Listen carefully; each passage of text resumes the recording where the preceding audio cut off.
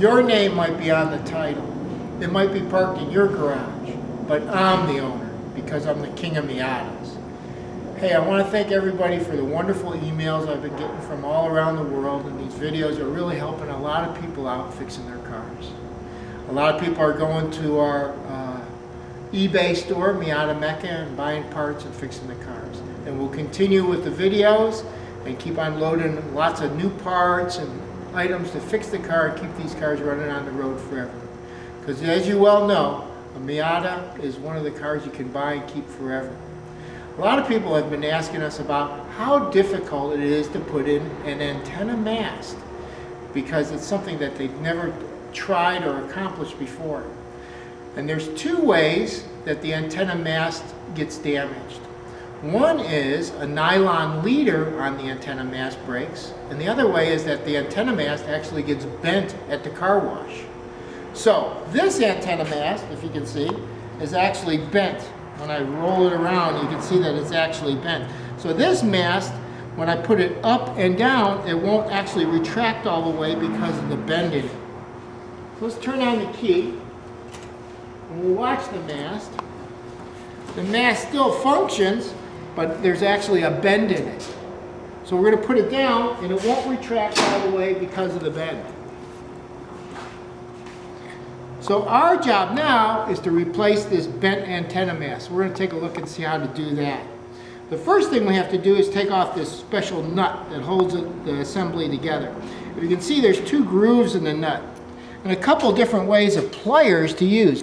All these can be used as tools to fit inside that nut. If you can see that, how that's going to work right there. So that's going to be our tool. Just a small pair of needle nose pliers can do the job for us. So what we're going to do is we're going to remove this nut.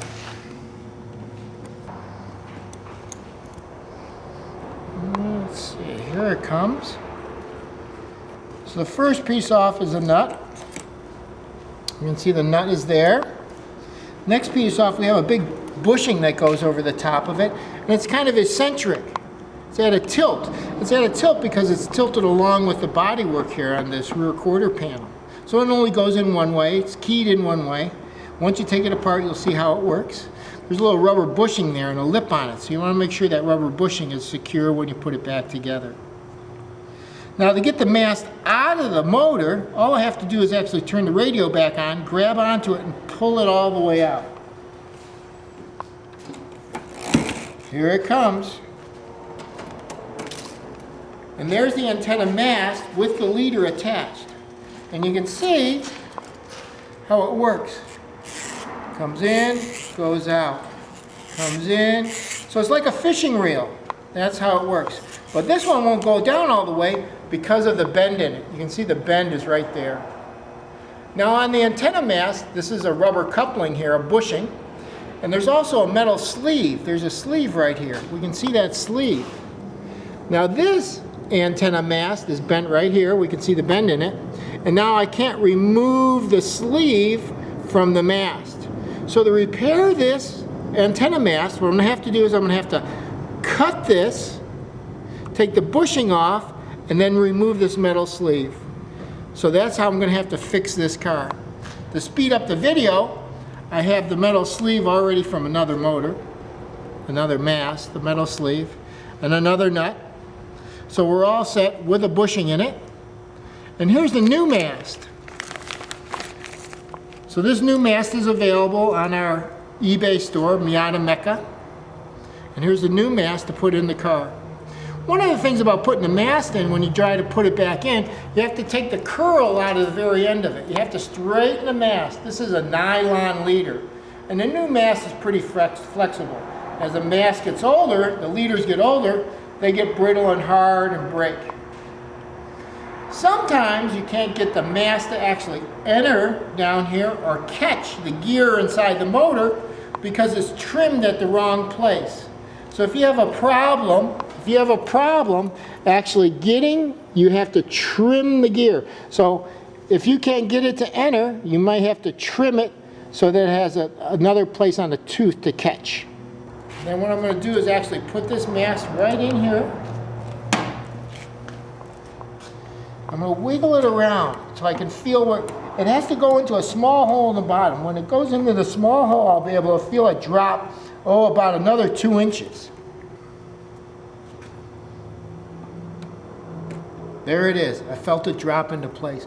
Once it drops into place, what I can do with the top down, you may want to use a helper, but with the top down I can reach over, touch it, and then we're going to retract it, turn the radio off. And I can hear the gear working. There it goes. It's taking it. Now it hasn't taken it all the way, as you see, okay? So now when we're going to go put it in, we're going to put this piece on. That's that bushing, the coupler. I'm going to take the antenna mast and we're going to put it into the hole. Right there, just like so.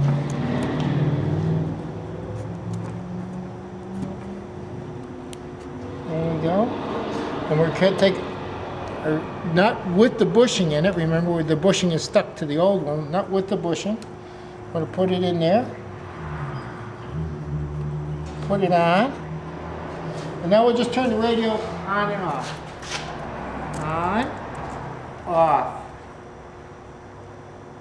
On.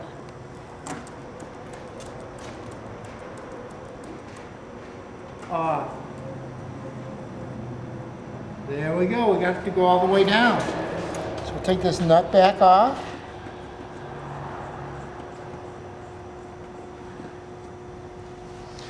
Here's that plastic piece. Remember, it's keyed in. It goes with the, there it goes. When you feel it drop into place.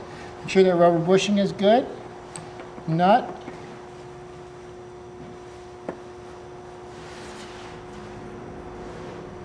Get that nut on there. You can use these little needle nose pliers.